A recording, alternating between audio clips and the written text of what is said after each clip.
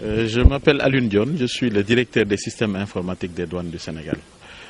Comme Monsieur le gouverneur a eu à le dire, c'est en application des politiques publiques et sur instruction des autorités supérieures, je vais nommer le ministre des Finances, je nomme le directeur général des douanes, qu'une vaste entreprise a été entamée par la douane afin de déconcentrer le dédouanement.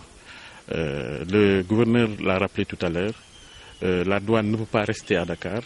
Il faut accompagner les territoires dans leur cadre de développement, mais il faut surtout améliorer la lutte contre la fraude et la collecte des recettes.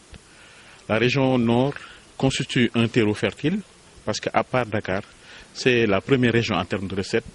Et vous convenez avec moi qu'il était utile, qu'il était important d'améliorer les conditions de travail, d'améliorer la performance de cette région. En quoi faisant? En implantant l'informatique. Donc la douane a entamé un processus qui consiste dans un premier temps à connecter les unités. Maintenant, il s'agit dans un second moment, pour que les unités soient opérationnelles, de les former sur les principaux outils de dédouanement, mais surtout de les doter d'outils de communication interne, pour permettre très rapidement d'avoir les orientations des autorités, pour permettre très rapidement de procéder au dédouanement, mais surtout pour être en phase avec les dernières évolutions en termes de lutte contre la fraude, en termes de lutte contre la criminalité transnationale organisée. Et donc, vos agents seront opérationnels dans ce système-là, ici au niveau de l'action? Voilà, comme l'a rappelé Monsieur le gouverneur, l'objectif, c'est qu'on puisse dédouaner à Dakar au même titre, à Saint-Louis, au même titre qu'à Dakar. C'est-à-dire que l'agent des douanes ait les mêmes conditions et les mêmes garanties pour offrir le même service à Dakar qu'à Saint-Louis. Donc, il était nécessaire de ce point de vue que l'informatique soit implantée pour que justement l'agent puisse avoir cet outil-là pour faire le dédouanement électronique, parce que la douane à l'heure actuelle est dans le cadre d'un dédouanement sans papier. Donc l'outil informatique est un outil nécessaire. Mais l'autre aspect, je l'ai souligné tout à l'heure, c'est de permettre également que lorsque l'autorité sort des notes de service, l'autorité sort des orientations nouvelles, que cet agent puisse appliquer régulièrement et rapidement ces notes de service, ces orientations et ces indications que les autorités ont bien voulu imprimer.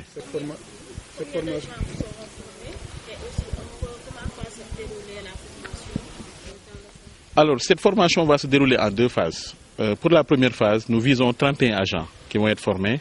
Et dans une deuxième phase, tout le reste des agents de la direction régionale.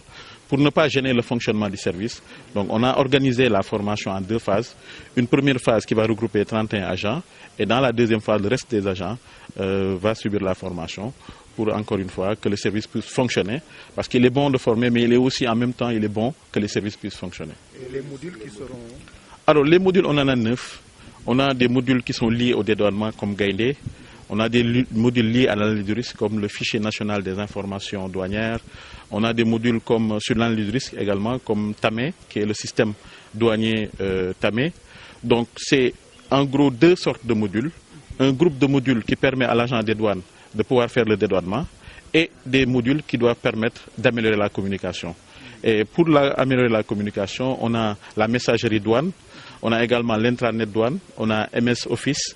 Donc, c'est des outils qui doivent permettre tout de suite aux différents agents, à leur chef aussi, de pouvoir tout de suite avoir la réglementation.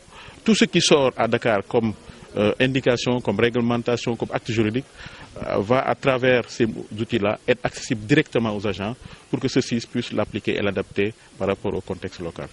liggéey bi nag li solo si mooy administration des douanes day appliquer politique état bi te xam ngeen ne ci jamono yi am na ñaari politique yu am solo benn bi mooy acte 3 beneen bi mooy PSE.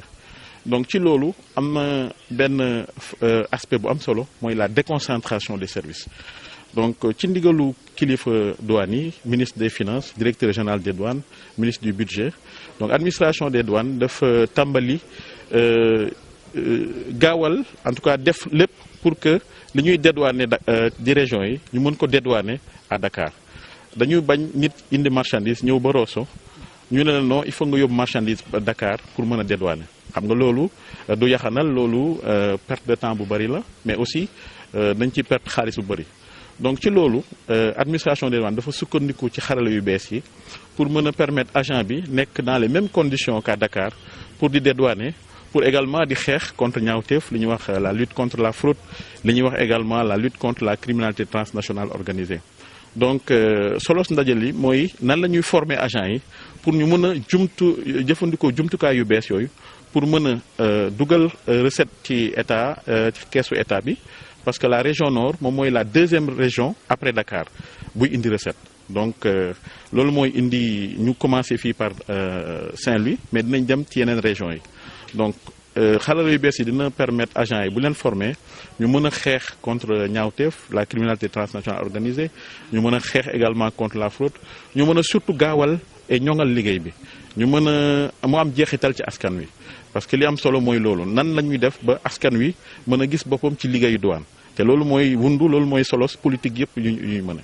ci lan lañ leen di tàggat ak ñaata agent la ñuy tàggat noonu pour que ñu mën a opérationnel. alors dinañ leen tàggat ci ñaari jumtukaay benn bi jumtukaay bi dafa am ay module yu ñuy wax informatique dafa war a permettre module yooyu ñu mën a dédouaner bu gaaw lu mel ni gaynde système intégral gaynde moom moo nekk Dakar lu mel ni analyse du risque lu mel ni TAME lu mel ni FINIT fichier national de lutte contre la fraude donc benn fànn formation bi dañuy def ba ñoom ñu mën a dédouaner nu mu gën a gaawee beneen bi dañuy améliorer li ñuy wax communication mooy waxtaan mooy porter l'information entre le niveau local et la portion centrale parce que yenn saa yi dafay am ay décisions assemblée mën na jël décision sur fiscalité ministre des finances mën na jël arrêté sur la fiscalité direction générale des douanes mën na jël ay notes de service mais note de service dañu seetlu woon day jël jamono day jël temps balaa muy ñëw balaa ñu koy appliquer ce qui fait que Dakar dañuy appliquer note de service boobu mais région yi day jël diir léegi nag xarala yu bees yi dinañu permettre note de service yooyu agent yi mën ko jot rapidement pour mën a appliquer li nga xam ne mooy ndigal mooy orientation yu jël à travers ces notes de service à travers ces actes juridiques qu'on a pris